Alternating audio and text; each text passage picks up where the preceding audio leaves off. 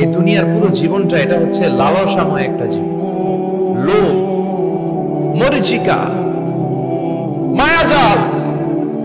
এই মায়াজালে আমরা আটকে আছি, ফলে মৃত্যুর কথা আমরা ভুলে গিয়েছি। পাগলের মতো ছুটছি, আরো টাকা লাগবে, আরো খ্যাতি লাগবে, আরো যশ লাগবে, আরো দাপট লাগবে। আমার এত টাকা দিয়ে কি হবে? এত সম্পদ দিয়ে কি হবে? এত ব্যস্ততা দিয়ে কি হবে? তোমার স্টপ, থামুন, অনেক হয়েছে, আন্না, থামুন, take a rest, take a breath, and think about death. Think that you have to go back to your Lord. একটু বসেন না, একটু ভাবেন যে আমাকে চলে যেতে হবে, চলে যেতে হবে। এই কোলাহল, এই ব্যস্ততা, এগুলো থাকবে, থাকবো না আমি। সাইয়েদনা ওমর ফারুক বলেছেন, মুতু ক্বাবলা আন তামুতু, মরার আগে একবার মরো। হাসিবু ক্বাবলা আন তুহাসাবু আলাইকুম, তোমার হিসাব নেওয়ার আগে তুমি একবার নিজের হিসাবটা করো না। কাগজ বের করে একটু লিখো না কি কি ভালো কাজ করছিলা, যেগুলো দিয়ে নাজাতের ওসিলা হতে পারে। 1 2 3, আর কি কি আকাম কুকাম করছো দেখো না, লিখে দেখো তোমার অবস্থাটা কি। মরার আগে একবার মরো। মরার আগে খাটের মধ্যে শুয়ে শটান করে চোখ বন্ধ করে একবার মরার ভান করে দেখেন কেমন লাগে। চোখটা বন্ধ করেন আর ভাবেন আপনি নাই, কি কি হতে পারে ভাবেন। আপনার ছেলে মেয়েরা কান্না জুড়ে দিবে, আপনার প্রাণের স্ত্রী বিলাপ শুরু করে দিবে, বন্ধু বান্ধবের চিৎকার আর মাতম, স্থানীয় এলাকার মসজিদে ঘোষণা, অমুক এলাকার নিবাসী অমুক ভাই অমুকের ছেলে অমুক দুনিয়ায় নাই। সব আত্মীয়রা চলে আসবে, ফেসবুকে স্ট্যাটাস দেয়া হবে, সবাই সবাইকে জানাবে বিকাল 4টায় অমুক হাই স্কুল ময়দানে আপনার জানাজা। ছুটে আসবে, সবাই ছুটে আসবে আপনাকে শেষ বিদায় দিতে, গুড বাই জানানোর জন্য, আল ওয়াদা, বিদায় জানাতে আসবে সবাই। 4 তাকবীর দিয়ে আপনার জানাজা হবে, অশ্রুসিক্ত জানাজায় আপনার বিদায় হবে। কাঠের খাটিয়ার মধ্যে করে কাঁধে তুলে আপনার কবরে নেওয়া হবে। আগে থেকে খুঁড়ে রাখা কবরটার মধ্যে আপনারে বিছিয়ে দেয়া হবে। বাঁশের কচি দিয়ে তার উপরে মাটির চাপা দিয়ে সব চলে যাবে। ভাবেন না একবার চোখ বন্ধ করে, this is the circle of life, this is the nature of life. এটা সবার হবে, আমার হবে, আপনার হবে। এত মায়া, এত ভালোবাসা কই যাবে? কেউ থাকবে না, সবাই আপনার অন্ধকার কবরে রেখে দিয়ে চলে আসবে।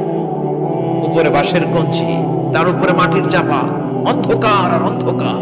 এই অন্ধকার যেন শেষ হতে চায় না, শুধুই অন্ধকার, ঠিক কিনা?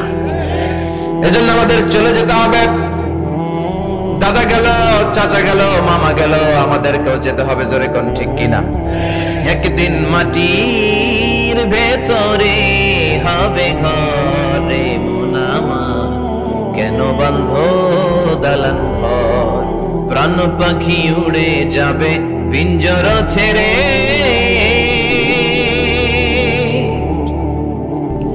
ধরা ধামে সবই রবে, তুমি যাবে চলে। বন্ধু বান্ধব যত, মাতা পিতা যারা সুত, সবই হবে তোমার পরে। মন আমার কেন বন্ধ দালান ঘর, একদিন মাটির ভেতরে হবে ঘরে। মন আমার কেন বন্ধ দালান ঘর, ঠিক কিনা? সব করে থাকবে, চলে যেতে হবে আমাদেরকে। এজন্য আখিরাতের কথা যেন আমাদের স্মরণ হয়। বিষ্ণুই বলতেন, নাহাইতুকুম আন জিয়ারাতিল কুবুর, আমি তোমাদেরকে কবর জিয়ারত করতে আগে নিষেধ করতাম, কিন্তু এখন নিষেধাজ্ঞা প্রত্যাহার করে নিলাম। এখন সব সময় তোমরা কবরের সামনে যাবা আর জিয়ারত করবা। কবরস্থানে জানতো বড়ুয়া কৃষ্ণপুরের এই গ্রামের কবরস্থান আছে কোন দিকে? পূর্ব দিকে আছে, গোখরার জলের ওদিকে। যান আপনারা, একটু যাবেন, একটু গেলে আখিরাতের কথাটা স্মরণ হবে। ওখানে ছোট শিশুরা শুয়ে আছে, কিশোর যুবকরা আছে, আপনার মতো তাগড়া যুবক, মুরব্বীরা আছে। এরা এই এলাকায় থাকতো, এরা আকাশ থেকে নেমে আসে না, এই এলাকার সন্তান, আজ নাই। একটা সার্টেন পিরিয়ড শেষে আপনিও থাকবেন না। This is the nature of life, this is the circle of life. ছোট্ট শিশু হয়ে এসেছিলেন, শৈশব, কৈশোর, যৌবন, প্রৌঢ়ত্ব। আগে ছিলেন সিঙ্গেল, বিয়ে করে হয়ে গেলেন ডবল। এরপরে আল্লাহ আপনাকে একটা মেয়ে দিল, এরপরে মেয়েকে বিয়ে দিয়ে শ্বশুর হলেন, এরপরে ওই মেয়ের ঘরে সন্তান হতে নানা হলেন। আর কতদিন? অনেক দিন হলো তো, অনেক লম্বা সময় পেয়েছেন আপনি। Think about death. এবার যাওয়ার কথা ভাবেন। আখিরাতের সামানের কথা ভাবেন, ফিরে যেতে হবে। কি শক্তিশালী যুবক, বার্ধক্য চলে আসলে লাঠি ছাড়া চলতে পারে না। কুচকুচে কালো দাড়ি সাদা হয়ে যায়, দাড়ির শুভ্রতা, বয়সের ভার, রং ধরা যৌবন জং ধরে শেষ, ঠিক কিনা? This is the circle of life. যুবক ভাইরা, এটাই জীবন, চলে যেতে হবে, কেউ থাকতে পারবে না, ঠিক কিনা? এটা রিমাইন্ডার আল্লাহ এই সূরার ভিতরে দিয়েছে যে তোমাদেরকে ফিরে যেতে হবে। এই লোভ লালসা ছেড়ে দাও। রব্বুল আলামিন বলেন, আলহাকুমুত তাকাসুর হাত্তা যুরতুমুল মাকাবির। ও গোলাম, দুনিয়ার সম্পদ, লোভ লালসা তোদেরকে পাগল বানিয়ে দিয়েছে। এই লোভ পাগলামি কোনোদিন তোদের থামবে না যতদিন না তোরা কবরে ঢুকবি, ঠিক কিনা? কার কথা? আল্লাহ বললেন, দুনিয়ার সম্পদ আর লোভ আর মোহে তোমরা গাফেল হয়ে গিয়েছো। আখিরাতের কথা বেমালুম তোমরা ভুলে গিয়েছো। কিন্তু আখিরাতে তোমাদের যেতেই হবে, কবরের বাড়িতে তোমাদের ঢুকতেই হবে, ঠিক কিনা? যেতেই হবে। আমরা ভুলে যাই। আলহাকুমুত তাকাসুর, অতিরিক্ত পাওয়ার লোভ, বেশি বেশি খাওয়ার লোভ, বেশি বেশি জমানোর লোভ মানুষকে গাফেল বানিয়ে দিয়েছে। এটা মানুষের স্বভাব। আরো চাই, আরো চাই, এই স্বভাবটা আছে না নাই? দেখবেন ছোট বাচ্চারা মসজিদের দোয়া অনুষ্ঠান শেষে জিলাপি দেয় না? বড় কৃষ্ণপুর কি দেয়? আগে বাতাসা দিত না, এখন কি দেয়? জিলাপি দেয়, মিষ্টি দেয়। তো মসজিদের 2-3 গেট থেকে যদি দেয়, ছোট বাচ্চারা দেখবেন এদিক দিয়ে কয়েকটা নিয়ে আবার ওই গেটে লাইন ধরে। ওর হাত হলো ছোট হাত, ওর হাত ভর্তি জিলাপি, আর নেওয়ার জায়গা নেই, এরপর আরেক জায়গায় লাইন ধরছে। আরো লাগবে, আরো লাগবে, এই আরো আরো আরো চাই। এই স্বভাবটাই মানুষকে কুড়ে কুড়ে শেষ করে দিয়েছে। এত লাগবে কেন তোমার? চাহিদার কোনো শেষ নাই। Unlimited demand of human being. যার আছে বেশি তার চাই বেশি। যার সাইকেল আছে তার হুন্ডা চাই, হুন্ডা আছে তো প্রাইভেট কার চাই, প্রাইভেট কার আছে তো প্লেন চাই, প্লেন আছে তো হেলিকপ্টার চাই, হেলিকপ্টার আছে তো ওইটা চাই, ওইটা আছে তো সেটা চাই, ঠিক কিনা? এলাকার মেম্বার যে হয়েছে চেয়ারম্যান হতে চায়, আছে না নাই? চেয়ারম্যান সাহেব এমপি হতে চায়, আছে না নাই? এমপি সাহেব মন্ত্রী হতে চায়, আছে না নাই? মন্ত্রী সাহেব প্রধানমন্ত্রী হতে চায়, আছে না নাই? কিন্তু এই দেশে সুযোগ নাই। কথা কন, এই দেশে প্রধানমন্ত্রী সিলেক্টেড। 2-3 জনের বাইরে কেউ প্রধানমন্ত্রী হতে পারবি না, ঠিক কিনা? আমার এই জীবনে তো আমি 2-3 জনই দেখলাম। বেগম খালেদা জিয়া, মাননীয় প্রধানমন্ত্রী শেখ হাসিনার ছোট্টবেলা দেখেছি এরশাদকে, আমরা তখন ছোট। তো মানুষের চাহিদার কোনো শেষ নাই, যার আছে বেশি তার চাই বেশি। এজন্য বিষ্ণু বলেছেন, উনজুরু ইলা মান হুয়া আসফালা মিন, তোমার চেয়ে যে খারাপ আছে ওর দিকে তাকাও। ওয়ালা তানজুর মান হুয়া আ'লা মিন, তোমার চেয়ে যে ভালো আছে ওর দিকে তাকাও না, তোমার চেয়ে যে খারাপ অবস্থানে আছে ওর দিকে তাকাও। অনেকে নিজের অবস্থান নিয়ে সুখী না, এরকম আছে না নাই? আল্লাহ আমার এটা দিল না রে, ওইটা দিল না রে, পাইলাম না রে, কিচ্ছু হয় না, কি করবো জীবনে, হতাশ। আসলে আছে কিন্তু অনেক, কিন্তু শুকরিয়া নাই, টাকা, ঠিক কিনা? নিজের অবস্থান নিয়ে সুখী না, কিন্তু অনেক লোক আছে তারা আপনার অবস্থানে পৌঁছতে চায়। তাদের দিকে তাকিয়ে দেখেন, আপনি যে অবস্থানে আছেন এই অবস্থানে পৌঁছাটা অনেকের কাছে স্বপ্ন। তারা প্রতিনিয়ত সংগ্রাম আর স্ট্রাগল করে যাচ্ছে আপনার অবস্থানে পৌঁছতে, আর আপনি এটা নিয়ে সন্তুষ্ট না। শেখ সাদির নাম শুনেছেন?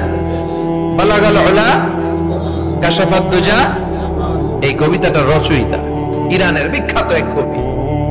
উনি একবার আর্থিক সমস্যার মধ্যে দিয়ে সময় কাটাচ্ছেন, টাকা নাই, পয়সা নাই, পায়ে দেওয়ার মতো জুতা নাই। উনি খুব দুঃখ পেলেন, হায় রে, আমি ইরানের এত বড় কবি, আমার পায়ে দেওয়ার মতো জুতা নাই। দুঃখ ভরা মন নিয়ে রাস্তায় হাঁটতে বেরোলেন। হাঁটতে হাঁটতে হঠাৎ দেখলেন একটা লোক শুয়ে শুয়ে কাঁদছে, ওই লোকটার 2টা পাই নাই, পাই নাই। উনি সেজদায় পড়ে গেলেন, আল্লাহর কাছে ক্ষমা চাইলেন, আল্লাহ অনেক দিয়েছো, শুকর আলহামদুলিল্লাহ। এজন্য যেই পরিস্থিতিতেই থাকি না কেন আমরা কি পড়ব? জোরে বলেন, কি পড়ব? এজন্য কানাতু মিনাল ইসলাম, অল্পে তুষ্ট থাকার নাম হলো ইসলাম। সম্পদ লাগবে কিন্তু সম্পদের পাহাড় লাগবে না, ঠিক কি না? অল্প খান, অল্প পড়েন, অল্প জামান, অল্পের ভেতরে বরকত ঢুকাইয়া দিছে কে? দেখবেন যাদের সম্পদ অল্প তারা সুখী বেশি। জরিপে এটা দেখা গিয়েছে, অনেক সার্ভেতে এটা এসেছে, যারা সম্পদশালী এরা দুঃখী বেশি। এদের দুঃখ বেশি, টেনশন বেশি, খুব স্বাভাবিক। টাকা যার বেশি, রোগ তার বেশি। টাকা যার বেশি, টেনশন তার বেশি। টাকা যার বেশি, ঘরে শান্তি তার কম। আছে না নাই? ঘরের ভিতরে অশান্তি, ছেলে কথা শোনে না, ছেলে টানে গাঞ্জা, মেয়ে করে পরকিয়া। আছে না নাই? স্ত্রী কথা শুনে না, ভালোবাসা নাই, ঘরটা জাহান্নামের টুকরা। রোগ বালাই, এক একটা হসপিটাল বিল পরিশোধ করতে মাসে 5 লাখ 10 লাখ। আছে না নাই? কিছু খেতে পারে না, ডাক্তার একেবারে ডায়েট মেনু বেঁধে দিয়েছে। Diet, very diet menu. এটা এটা এটা এটা কিছুই খাবেন না, শুধু গরু খাবেন না, খাসি খাবেন না, চিংড়ি খাবেন না, খালি ঘাস খাবেন। ইচ্ছে মতো ঘাস খাবেন, মানে ঘাস জাতীয় যত আইটেম আছে সব খাবেন। শাক খাবেন, সবজি খাবেন, সালাদ খাবেন। গরু, চিংড়ি, মুরগি, গোশত, ইলিশ কিছু খেতে পারে না। তাহলে রোগ বেশি, খাওয়ার মজা নাই, ঘরে সাংসারিক শান্তি নাই, খালি ব্যারাম আর ব্যারাম। ঠিক কিনা? কিন্তু সম্পদের পাহাড় ঘটেছে। আর অল্প যারা খায়, অল্প পড়ে, রিক্সাওয়ালা, কুলিওয়ালা, অল্প বেতনের চাকরি, কিন্তু হক হালালি মেনে চলে, দেখবেন শান্তি আছে অনেক। হ্যাঁ, বাসা ভাড়া দেয়, ফ্যামিলি চালায়, বাচ্চাদের স্কুল বিল, এরপরও মাস শেষে 1-2 হাজার টাকা হাতে থেকে যায়। আর ওর প্রতি মাসে 10 কোটি টাকা ইনকাম, তারপরও ব্যাংকের ঋণ আছে না নাই? সুখ কারে বলে? কিভাবে আপনি সুখকে ডিফাইন করবেন? সুখ তো টাকায় কিনা যায় না। শান্তি টাকা দিয়ে হয় না, শান্তি দেওয়ার মালিক কে? শান্তি আছে অল্প খেয়ে শুকর করার মধ্যে, শান্তি আছে আলহামদুলিল্লাহর মধ্যে। চিল্লায় বলেন ঠিক কিনা? এজন্য অল্প খাবো, অল্প পড়বো, অল্প জামাবো, অল্পের ভেতরে বরকত দিয়েছে কে? দেখেন, ধনী ভাইরা খেতে পারে না, কিন্তু রিকশালার কি সমস্যা হয়? রিকশালারা সব খেতে পারে। কুলিওয়ালা, দিন মজুর, এরা একেবারে স্লিম, সুঠাম দেহি, মেদহীন পেট, পেটে কোনো মেদ নাই, ভুড়ি নাই। আর কোটিপতিদের মেদ আছে না নাই? এত বড় বড় পেট। ঠিক কিনা? আমাদেরও পেট আছে, তবে হালাল পেট। এটা হারাম টাকা দিয়ে এই ভুড়ি বানাই নাই আমরা। ছেলে বলেন ঠিক কিনা? রিকশাওয়ালা, কুলিওয়ালা নিজেও নামাজ পড়ে, বউও নামাজ পড়ে, বাচ্চাটাও নামাজ পড়ে, রিকশা চালায় আর জিকির করে লা ইলাহা